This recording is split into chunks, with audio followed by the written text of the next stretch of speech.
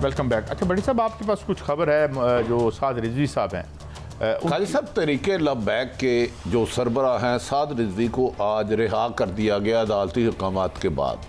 गालबन 1-2 रोज़ में उनके वालद की बरसी भी है, तो मेरा ख्याल है साद रिजवी की रिहाई के बाद अब ये तरीके लबैक स्टीम सियासत लाइन में आएगी और पूरी पोलिटिकल तरीके से एक्टिविटी करेगी और अगले इलेक्शनों में इनका मेरे ख्याल में कुछ ना कुछ रोल होगा। मलक साहब मुझसे बेहतर जानते हैं, कल उनके वालद की बरसी है, देखते हैं कि कितने लोग आते हैं। ये रिहाई अहम है, इसका मतलब है जो एग्रीमेंट हुए थे जिन्होंने कराए थे इस दफ़ा वो सारे मुआहदे पूरे हो गए। अब देखना ये है कि ये लॉन्ग मार्च यहाँ बार बार धरना देते हैं कि नहीं। तो मेरा ख्याल है वो जो एक बड़ी बहस चली थी 10-12 दिन जी कि मुआहदा हुआ है, बताएं मुआहदा क्या है, मुआहदा क्या है। वो मुझे याद है वज़ीर दाखिला साहब भी कहते थे मुझे नहीं पता, मेरे लिए आज उनको भी पता चल गया होगा मुआहदा क्या है।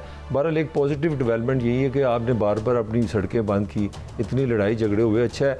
और मुझे लगता है क्योंकि ये भी क्लियर बात है कि they are coming in election, वो पोलिटिकल उनका स्टेटस भी बहाल हो जाएगा और डेफिनेटली इसका असर पड़ेगा अगले इलेक्शन पे। और ये इसके भी चांसेस है, इनडायरेक्टली चांसेस है कि हो सकता है ये पीटीआई के इत्तेहादी हो। ये तो बात होगी। अच्छा बड़ी साहब ये बताएं कि अब ये कानून साजी तो हो गई है, अब अपोजिशन क्या सोच रही है? आप समझते हैं, कुछ लोगों की राय है कि भाई जो रवायती तरीका इंतखाब है उसमें उनकी ज़िंदगी है, अब कहा जाता है। साहब मैं आपको कन्फर्म दे रहा हूँ, कल बात हुई है पीपल्स पार्टी और नून लीग में, उन्होंने कहा ये इलेक्ट्रॉनिक मशीन हमारी इलेक्शन में मौत होगी, शिकस्त होगी, इसे नहीं मानना। इसे रोकने के लिए तमाम मुमकिन इकदाम करने हैं और ओवरसीयर्स पाकिस्तान को वोटर का हक नहीं इस इलेक्शन में होने देना। ये वो 2-4 दिन में पीपल्स पार्टी इस सिलसिले में भरपूर एहतजाज भी शुरू करने लगी है।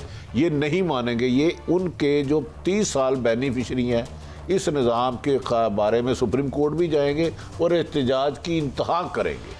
ये आपने बड़ी अहम बात की और इस वक्त हमारे साथ कुशात साहब मौजूद हैं और उससे पूछते हैं कि ये क्या करें। और बहुत से मसाइल हैं इसमें, शनाख्ती कार्डों का भी बड़ा मसला है और जालसाजी जो होती रहती है हमारे यहाँ बार। जी welcome to the show Kanwar Dilshad Sahab. और साहब एक बड़ा अजीब मसला पर मरला पैदा हो गया है कि अगर कानून बन चुका है और अगर ये रहता है और इलेक्शन कमीशन कराते कहता है जी हम इसे नहीं कर सकते, हमारे पास अभी मराइल नहीं है, मसाइल नहीं है, तो इस पे क्या फिर जो गवर्नमेंट है, जो एग्जीक्यूटिव ब्रांच है या पार्लियामान है, क्या ये कोई एक्शन ले सकती है? सुप्रीम कोर्ट को जाके कह सकती है कि जी ये हमारे कानून पर अमल नहीं कर रहे? नहीं, हुकूमत पाकिस्तान तो यह वफाक जो है वो तो सुप्रीम कोर्ट पाकिस्तान के नहीं जाएगा। वो सबसे पहली बात यह है कि इलेक्शन कमीशन ऑफ पाकिस्तान ने तमाम हक़ाइक़ को मद्देनजर रखते हुए इसको लॉ ऑफ लैंड पर अमल दरामद करना तो उसकी जिम्मेदारी है। इलेक्शन पाकिस्तान की जो कानून बन गया उस पर अमल दरामद करना तो इलेक्शन कमीशन की कानूनी जिम्मेदारी हो जाती है ना। आप इसके बाद अपना ये रोड मैप तैयार करके बताएंगे कि हमें डिफिकल्टीज क्या आ रही है, हमारे साथ रास्ते में क्या क्या रुकावटें हैं, क्या क्या मामला। जो इलेक्शन कमीशन पाकिस्तान ने 34 ऑब्जेक्शन या एतराज़ात लगा के सेनेट की क़यामा कमेटी को पेश किया था, हुकूमत पाकिस्तान को भिजवाई थी, उसकी रोशनी में कहेंगे जनाब ये तकलीफें हैं या इसमें दुश्वारियाँ पेश आ रही हैं तो ये हमें दूर करें, या हमारे जो तहफ़्फ़ुज़ात हैं इसमें कोई ख़तरा है टैंपरिंग का या सॉफ्टवेयर तब्दील करने का, वो हमें दूर कर दें। अब साइंस और टेक्नोलॉजी की मिनिस्ट्री, IT की मिनिस्ट्री इलेक्शन कमीशन को ज़ाहिर है अपने कानूनी तौर पर उनको रिलीज देगी कि नहीं ना इसमें कोई ऐसी खतरे की बात नहीं है, फिर आहिस्ता स्टेप बाय स्टेप चलेगा। लेकिन हुकूमत पाकिस्तान को अगर ये ऑब्जेक्शन रिमूव कर दिए जाते हैं तो then the election could be held through EVM। हाँ, लेकिन आप उसको 1.5 साल का अरसा रह गया तो ये इस 2023 के इलेक्शन में पूरे पाकिस्तान में तो इलेक्ट्रॉनिक वोटिंग मशीन का इस्तेमाल नहीं होगा, चंद अजला में हो जाएगा, लाहौर कराची पेशावर वगैरह में, ताकि इसकी नुमाइंदगी भी हो जाए, आइन की पासदारी, कानून की पासदारी भी हो जाए।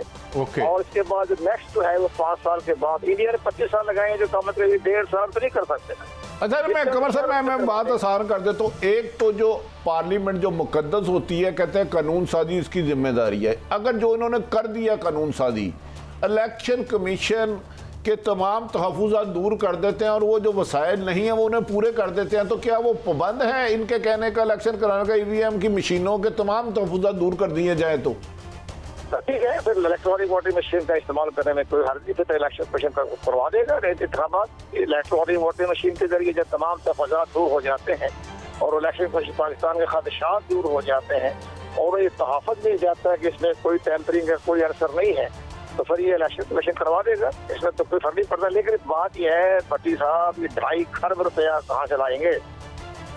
नहीं देखें कमर साहब, ये तो हुकूमत की जिम्मेदारी है ना। अगर हुकूमत उनको वसाइल नहीं देंगे और 2.5 खरब हो या 250 खरब, ये तो हुकूमत ने, जिन्होंने पार्लियामेंट ने बिल पास किया था ज्वाइंट सेशन ने, ये तो उनकी जिम्मेदारी दी है। अगर वो नहीं देंगे फिर यकीनन इलेक्शन कमीशन कहेगा नहीं। लेकिन अगर वो तमाम वसाइल दे देते हैं तो सिर्फ ये बताएं क्या फिर भी कोई रुकावट रह जाती है अगर अपोजिशन एहतजाज करे? नहीं तो अपोजिशन के एतजाज को सुप्रीम कोर्ट में जाए ना, आप इलेक्शन कमीशन के एतजाज करने फायदा नहीं हुआ। लेकिन बात ये है भट्टी साहब कि आपका 4 लाख का स्टाफ है, IT एक्सपर्ट जो खड़े होंगे इलेक्ट्रॉनिक वोटिंग मशीन के ऊपर, उनकी ट्रेनिंग भी होनी है। फिर इलेक्शन कमीशन ऑफ पाकिस्तान जब इंतखाब करवाता है उसके लिए 13 लाख का अमला जो है वो भी हायर करना पड़ता है, हमेशा होता है। बहुत शुक्रिया कुंवर साहब, आपने हमारा अहम मसला हल किया। कि देखें, पहली बात तो ये है जिस तरह जब बायोमेट्रिक वेरिफिकेशन हो जाएगी तो ज़ाहिर है वही बंदा वोट डाल रहा होगा जो कि जिसके के वो वेरीफाई हो रहे हैं थंब इम्प्रेशन या ID कार्ड। तो न तो वो 2 दफ़ा वोट डाल सकेगा और ना वो कोई जाली होगा, वो कोई जिंदा शख्स ही होगा। ये जो लिस्ट के जहाँ तक कि इलेक्टोरल लिस्ट हैं और ID कार्ड्स हैं, ज़ाहिर है कि नादरा इस वक्त भरपूर कोशिश कर रहा है कि जितने भी ये जो मरे हुए लोग हैं या डुप्लीकेट कार्ड्स हैं, इनकी सारी सफाई वो कर रहा है। और उम्मीद यही है कि इंशाल्लाह काफ़ी तो उन्होंने कर लिया है कि अगले 3 महीने में ये मसला भी ख़त्म हो जाएगा। तो जो वोट डाल रहा होगा वो वही होगा जो जिसका के वोट। शिबली फराज साहब, ये तो अब इस तरह ना हो कि मुर्दे आपके खिलाफ एहतजाज करना शुरू कर दें। मगर मैं एक ब्रेक पे जा रहा हूँ, मेरे साथ रहिएगा। हमने ये बातें इसलिए पूछ रहे हैं ताकि वजाहत हो जाए, अवाम भी समझ ले कि आने वाले दिनों में जो नया से निज़ाम है इससे हम बेहतर से बेहतर नताज कैसे ले सकते हैं। अब शिबली फराज साहब हमारे साथ हैं, एक ब्रेक के बाद हाजिर हो रहे हैं।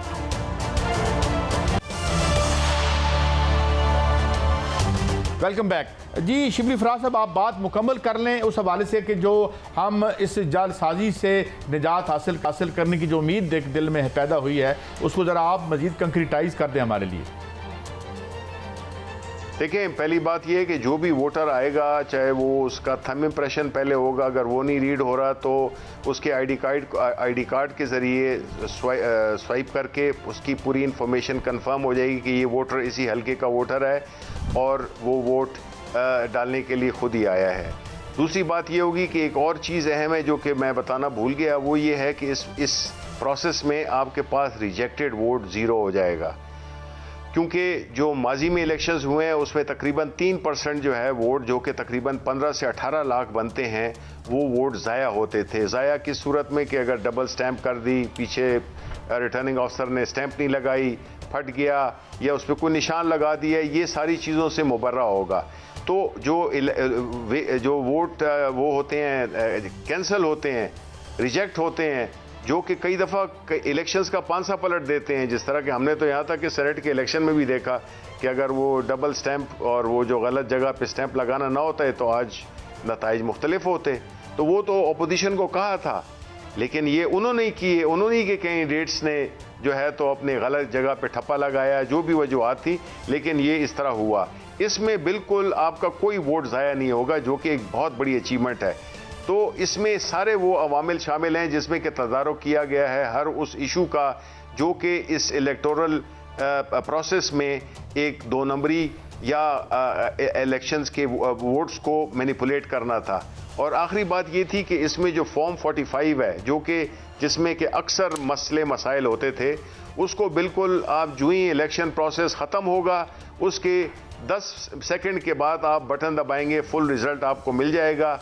वही फॉर्म 45 होगा जो कि आप सारे जितने भी उनके पोलिंग एजेंट्स होंगे उनके साथ शेयर किया जाएगा, उनके दस्तखत लिए जाएंगे और वो फ़ौरन भेज दिया जाएगा। तो उसमें ये गिनती का गलती होना, ये 39 के आगे सिफर लगा के 390। आपने जो फरमाया, जो 70 साल से हम धांधली कर होते रहे, अब जाली वोट नहीं डल सकेगा, थंब इम्प्रेशन होगा, जो सबसे मेरे लिए अच्छी खबर है।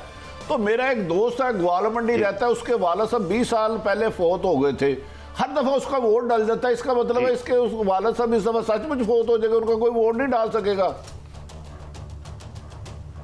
बिल्कुल जी नहीं, वो नहीं डाल सकेगा। इसलिए कि पहली बात तो ये कि जो 20 साल पहले फौत हो गए हैं तो उसका नाम इंतखाबी लिस्टों से खारिज होना चाहिए। नहीं वो कैसे होगा?